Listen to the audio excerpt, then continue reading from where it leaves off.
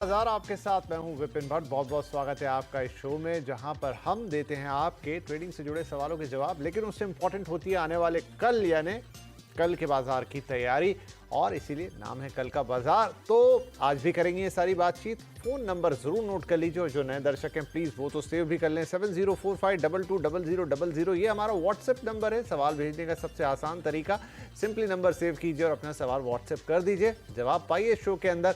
इसके अलावा जो दर्शक थोड़ा डिजिटल एक्सेस करते हैं, फेसबुक पे देखते हैं, एक्स पर देखते हैं, उनके लिए भी मौका है भाई। सिर्फ कमेंट बॉक्स में जाना है और अपना सवाल भेज देना है। इसी शो के दौरान लाइव आपको मिल जाएंगे जवाब। तो देखते रहिए अपना ये फेवरेट शो। और आज के शो की शुरुआत करते हैं, अपने मेहमान का आपसे परिचय कराते हैं। आज कार्यक्रम में शामिल हो रहे हैं सरवेन श्रीवास्तव साहब, आज जो कि जाने माने इंडिपेंडेंट एनालिस्ट है। सर बहुत बहुत स्वागत है आपका आज इस शो में। और बहुत बहुत धन्यवाद, बहुत बहुत धन्यवाद विपिन जी। और आई थिंक अच्छा पर्व है, सबको जन्माष्टमी की बहुत बहुत, दर्शकों को और पूरे सीएनबीसी परिवार को बहुत बहुत शुभकामनाएं। जी, बस मैं आपकी आभा देख के कहने ही जा रहा था, लेकिन आपने स्वयं ही बोल दिया। तो बिल्कुल जन्माष्टमी वाले रंग में आप लग रहे हैं। मुंबई में दही हांडी भी है, तो बढ़िया उत्सव का समय है। सभी दर्शकों को ढेर सारी शुभकामनाएं। चलिए, तो इसी हंसते खेलते से शो में बातचीत की शुरुआत की जाए। और सबसे पहले आज का बाजार थोड़ा देख लेते हैं। फिर निफ्टी एक्सपायरी पर बाजार आज दायरे में ही कारोबार करता हुआ दिखाई दिया। निफ्टी रिकॉर्ड ऊंचाई के करीब जाकर थोड़ा फिसल गया। सेंसेक्स निफ्टी की एक थोड़ी फ्लैट क्लोजिंग हमने देखी। सेंसेक्स 14 पॉइंट चढ़कर 81,712 पर, तो निफ्टी 7 पॉइंट चढ़कर 25,017 पर बंद हुआ। मिड कैप स्मॉल कैप शेयरों में आज खरीदारी रही। स्मॉल कैप इंडेक्स आज रिकॉर्ड ऊंचाई पर बंद हुआ है। फार्मा केमिकल शेयरों में भी खरीदारी दिखी, तो बैंक रियल्टी आईटी इंडेक्स एक हल्की बढ़त लेकर बंद होने में कामयाब रहे। वहीं एफएमसीजी, एनर्जी और मेटल शेयरों में आज दबाव का दिन था। और आज के दिन में किस तरह के सौदे हुए, बड़े निवेशकों के सौदे देखें तो एफआईआईज ने आज खरीदारी की 1503 करोड़ रुपए से ज़्यादा की, ऑलमोस्ट 1504 करोड़ कह लीजिए। और डीआईएस ने आज बिकवाली की, ये थोड़ा कम होता है, लेकिन देखते हैं कि क्या ऐसा हुआ है। 604 करोड़ रुपए की डीआईएस ने आज कुल बिकवाली की है। एनीवेज, तो ये बड़े निवेशकों के सौदे रहे। अब कल के बाजार के लिए क्या खास होगा वो इंपॉर्टेंट है, राइट? तो सर्वेश जी, कल के बाजार के लिए किस तरह की उम्मीद रखी जाए, किस तरह की स्ट्रेटेजी बनाई जाए? देखिए विपिन जी, यहाँ पे एक चीज तो बड़ी क्लियर हो रही है कि 25,100, 25,200 हमने लास्ट शो में भी हमने यही लेवल्स दिए थे कि भाई यहाँ तक की जगह है ऊपर। तो आज तकरीबन वही 25,100 के आसपास के दायरों से वहां से सेलिंग आ रही है। 2578 जो हमारा 25,078 का एक हमारा हाई है, उसी के आसपास आज भी कहीं हम अटकते रहे। तो थॉट यही है कि देखिए शॉर्ट टर्म में रिस्क रिवॉर्ड्स अब मैच्योर हो चुके हैं। तो जिन्होंने हमारे उन कॉल पे काम किया रहे, 24,600 के ब्रेकआउट, 24,700 के ब्रेकआउट पे जिन्होंने लिया रहे, आई थिंक उनके लिए शॉर्ट टर्म ट्रेड में मैंने जैसे बोला कि 25,100, 25,200 के टारगेट्स के आसपास आ गया है। थोड़ा मुनाफा बांधने का भी मेरे हिसाब से आप थोड़ा ध्यान रखेंगे, क्योंकि 25,200 के ऊपर अभी समीकरण मुझे लास्ट हफ्ते 2 हफ्ते से बनते हुए दिख नहीं रहे। तो उन्हीं के आसपास देखिए बाजार भी हमको अभी तक फिलहाल सपोर्ट कर रहा है। तो जब तक बाजार सपोर्ट कर रहा है और ब्रेकआउट नहीं हो रहे हैं, तब तक हम ये स्टांस मेंटेन करके चलते हैं।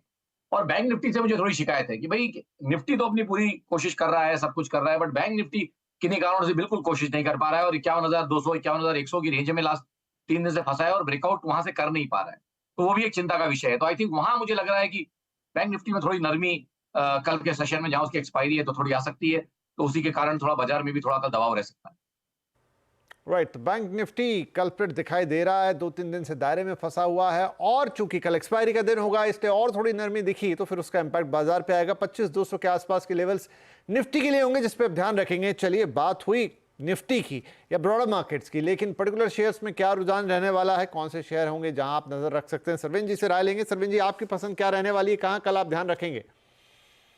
देखिए ब्रेथ थोड़ी मिक्स थी आज, लेकिन थोड़ा सा आप देखेंगे कि एडवांसेस की तरफ थी। बट मुझे जब मैंने फिल्टर करना शुरू किया तो मुझे रिस्क रिवॉर्ड पॉजिटिव उतने दिखे नहीं। तो थॉट ये है कि हमेशा 3 स्टॉक्स लाते हैं, बट आज 1 बाय 2 सेल है। तो इवन दो ब्रेथ थोड़ी सी पॉजिटिव थी, बट 1 बाय 2 सेल है। पहला जो हमें लग रहा है ट्रेड जो बाय साइड वाला है, वो टाटा पावर। आई थिंक एक बढ़िया कंसोलिडेशन, यहाँ पे एक छोटा 3-4 दिन का एक कंसोलिडेशन हुआ और उस रेंज को आज ब्रेकआउट किया है यहाँ पे। तो मुझे लगता है कि अब बहुत ज्यादा आपको 320, 322 के नीचे नहीं जाएगा, तो 420, 422 के नीचे नहीं जाएगा, तो आप 422 के नीचे कहीं आसपास वहां पे एक स्टॉप लॉस लगा के आई थिंक आप ट्रेड यहाँ लेंगे। ऊपर में 440, 442 के स्तर मुझे लगता है टाटा पावर में नेक्स्ट 1 से 2 दिन में आपको वहां ऊपर में आने चाहिए। जो बाकी दोनों ट्रेड्स हैं वो सेल साइड में है। पहला है अल्ट्राटेक, जहां हमें लगता है कि भाई सीमेंट स्पेस में अब थोड़ा हमें लग रहा है कि ये थोड़ा सा अटका है, और अटकने के बाद अब थोड़ा चलने से ना मना कर रहा है और बाजार के साथ पार्टिसिपेट नहीं कर रहा, और लोस के आसपास चिपका हुआ है, लास्ट 3 महीने के लोस के आसपास कहीं चिपका हुआ है। आज मुझे लगता है मोमेंटम ने साथ छोड़ा है, तो यहाँ नीचे में मुझे लगता है 10,900 तक के स्तर यहाँ पे आपको आते हुए दिखने चाहिए। रिसेंट हमने जो भी कई हफ्ते में हाई मारा था उसके ऊपर कहीं आप एक स्टॉप लॉस रखेंगे, तो 11,531 पे आप कहीं 11,531 पे आप एक स्टॉप लॉस भी यहाँ पे रखेंगे और बेचने की राय है। ये सारे लेवल स्पॉट के हैं, ये जरूर याद रखें। और एक लास्ट जो है but not the least, Titan, जहां हमें लगता है कि यहाँ पे भी बहुत बढ़िया आउट परफॉर्मेंस रही लास्ट 2 हफ्तों में। अब मुझे लगता है कि अपने किन्हीं इंपॉर्टेंट दायरों पे अटका और मुझे लगता है कि 3600 साढ़े 3600 से बहुत ज्यादा ऊपर नहीं जा पाएगा, वापस मुझे लगता है 3400 की तरफ आएगा।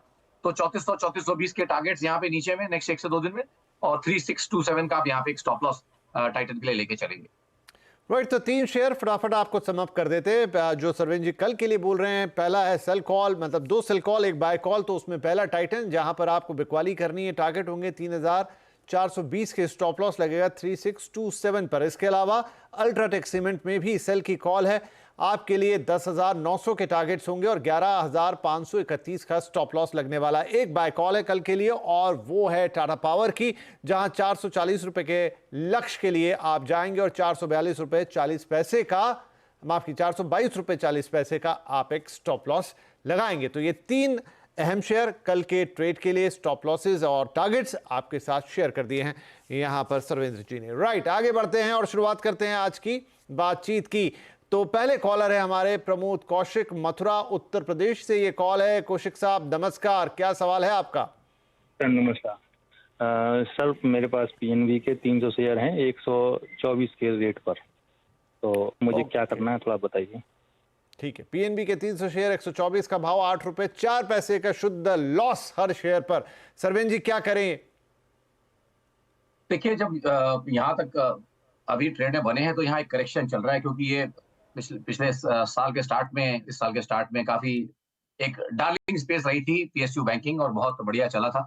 तो उसी मूव को आई थिंक पचा रहा है। और यहाँ पे अगर आप देखें तो बाजार के साथ अब ये सेक्टर चल नहीं रहा है, क्योंकि यहाँ पे आपके मई में टॉप लग गए और मई का जो टॉप था वो तकरीबन 140 के आसपास था, आप आज 115 पे चल रहे हैं। तो ये अपने आप में दर्शा रहा है कि मार्केट के साथ लास्ट 2.5 महीने से 2.5 महीने से सेक्टर नहीं चल पा रहा है। तो ये शॉर्ट टर्म वीकनेस का संकेत है और ये करेक्शन चल रहा है। तो मेरे हिसाब से करेक्शन 15 से 20 दिन महीना और एक चल सकता है, जिसमें आपको वर्स्ट केस कहीं 105 के लेवल्स देखने को मिल सकते हैं। 100 के बहुत ज्यादा नीचे नहीं जाएगा, ऐसा मेरा अभी फिलहाल मानना है। तो दायरा इनको यहाँ लंबा रखना पड़ेगा, क्योंकि ये सारा समीकरण होने में 1 से 2 महीने लग जाएंगे, बेस बनने में थोड़ा टाइम लग जाएगा, फिर ये चलेगा तो इनका भाव आने में 1-1.5 महीने लग जाएंगे और उसके बाद इनके पैसे भी बनेंगे। तो 6 से 9 महीने का मिनिमम होराइजन लेके चलें, आइडियली तो 12 महीने प्लस का होराइजन लेके चलें। आई थिंक डेफिनेटली इनका भाव आएगा और पैसे बनेंगे, बट जैसे मैंने बोला थोड़ा पेन 100-105 वाला इनको थोड़ा सा बेयर करना पड़ेगा। राइट, तो चलिए, होल्ड करने की सलाह है यहाँ पर आपके लिए पीएनबी को, लेकिन साल भर का इंतजार यहाँ पर आपको करना पड़ेगा कौशिक साहब। तो थोड़ा सा सब्र कीजिए और रखिए इसको अभी अपने पास थोड़े दिन, और आपके लेवल्स आपको मिलते हुए नजर आ जाएंगे। लॉस आपका कंप्लीट होगा और थोड़ा फायदा भी हो सकता है। आगे बढ़े, यशपाल साहब हैं अगले कॉलर दिल्ली से। यशपाल जी स्वागत है आपका, सवाल बताएं प्लीज। हाँ सर, ये शेयर इंडिया तो 6 पे पहले लिए थे मैंने, और उसका हाँ जी, हाँ जी, 100 शेयर आपके कितने पे लिए थे आपने? ये 300 रुपये के एवरेज पर है ये। ओके, तो लॉस हो गया सर जी? नहीं, अभी थोड़ा चल ही रहा है। कोई बात नहीं, लेकिन क्या करना चाहिए वो इम्पोर्टेंट है। तो यशपाल जी को यहाँ पर 9 रुपये ऑलमोस्ट का लॉस है सर, क्या करें शेयर इंडिया के लिए? थोड़ा रुकेंगे तो फायदा होगा? देखिए, यहाँ पे इनको ये समझना बहुत जरूरी है कि 2022 के बाद से अटकता था, तो उस समय ये अटकता था तकरीबन 290 के आसपास, 285 290 के लेवल्स पे ये अटकता था। लेकिन अब ये ब्रेकआउट करके वापस उन एरियाज को रीटेस्ट कर रहा है। तो मेरा थॉट तो ये रहेगा कि 285 के नीचे कहीं स्टॉप लॉस लगा के मेरे हिसाब से ट्रेड में 10 से 15 दिन और बने रहें। अमूमन अगर स्टॉप लॉस नहीं होता है तो डेफिनेटली एक पुलबैक मिलेगा, जहां इनको ऊपर में 320 330 तक के स्तर मिलेंगे, थोड़ा मुनाफे में वहां आ जाएंगे।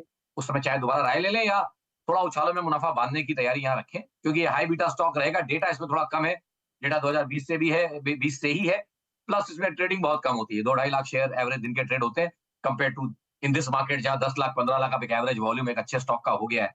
वेल ट्रेडेड स्टॉक का, अच्छा नहीं बोलेंगे, बट एक वेल ट्रेडेड स्टॉक का 10-12-15 लाख वॉल्यूम होता है, तो उस कैटेगरी में ये नहीं पड़ता। तो ये थोड़ा थिनली ट्रेडेड स्टॉक है, तो अलर्ट रहें, 285 के लेवल पे ध्यान रखें। 15 दिन तक अगर उसके ऊपर होल्ड रहता तो अच्छी बात है, अन्यथा स्टॉप लॉस करके निकल जाए।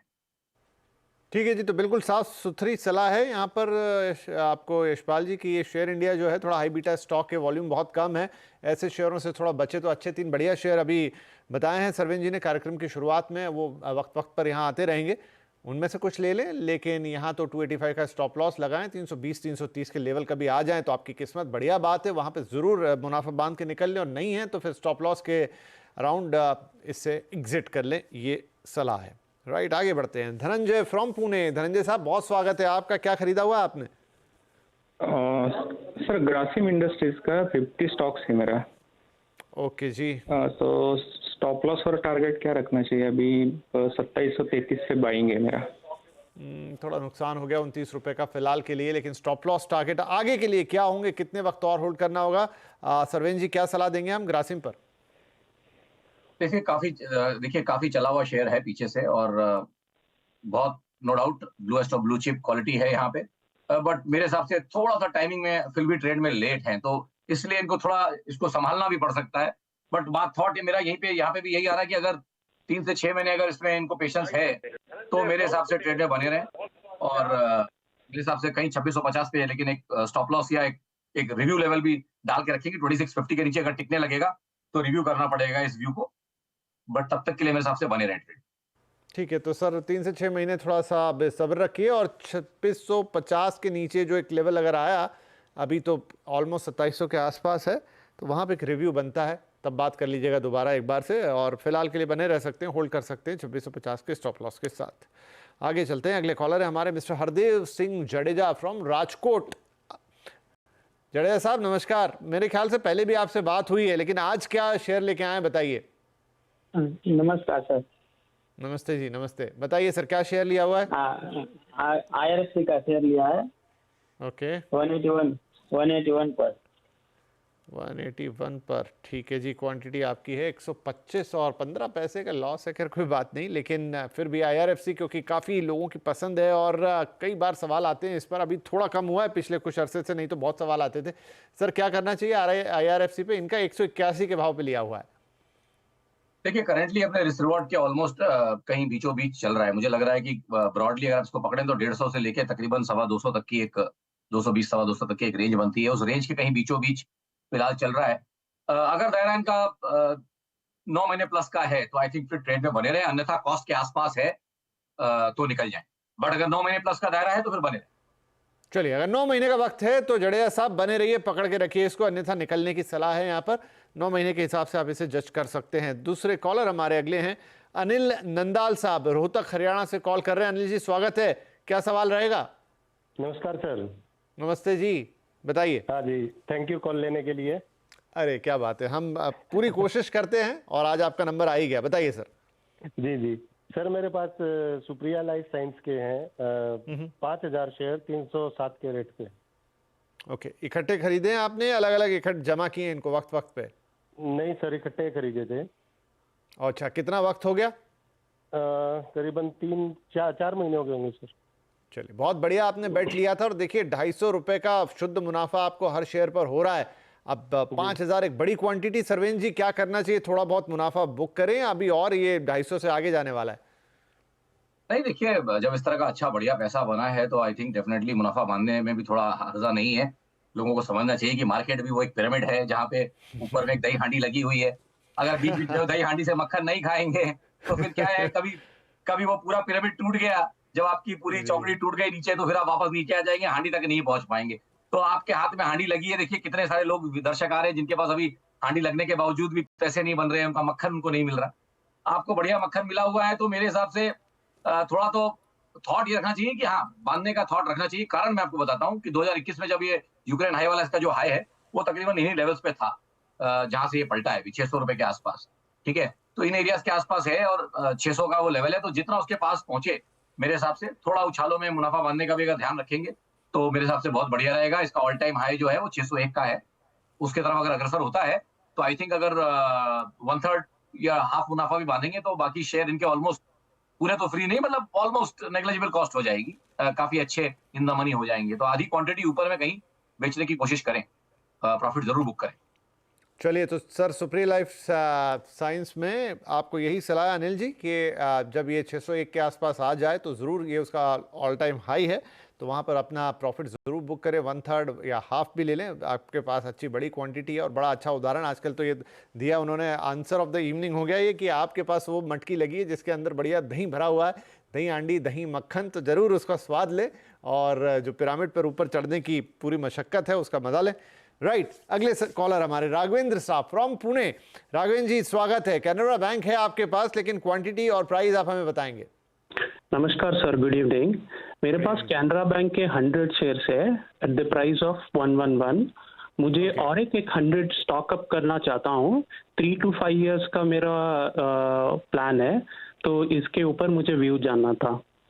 जरूर, बहुत पसंद लगता है आपको कैनरा बैंक, तो अभी ठीक है, नो प्रॉफिट नो लॉस में 15 पैसे लाल निशान दिख रहा है, बट दैट इज फाइन।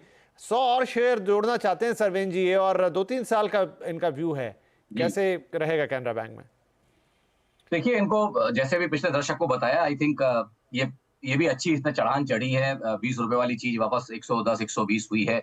यहाँ पे आप ये मान के चलिए कि देखिए इसका ऑल टाइम हाई था। मेरे एडजस्टेड डेटा में जो मेरा वेंडर दिखा रहा है, कभी किसी का प्लस माइनस हो सकता है, बट 2010 का हाई है इसका। 2010 के बाद से आज तक ये नया हाई नहीं मार पाया है। So it's been like now, अभी आपके 14 साल हो गए, 15 साल लग जाएगा। आई थिंक उस तरफ अग्रसर तो है, 164 की तरफ चढ़ान तो चढ़ी है, बट क्या है, अभी इस लेग में इतना चला हुआ है कि थोड़ा सुस्ताएगा। जो मैंने अभी पिछले PSU बैंकिंग के लिए भी बोला था कि अगर आपके पास 1 से 3 महीना और पेशेंस है तो ये अभी करेक्शंस चलेंगे इसमें। यहाँ पे भी मुझे लगता है कि तकरीबन 100 रुपए तक का रिस्क है इसमें।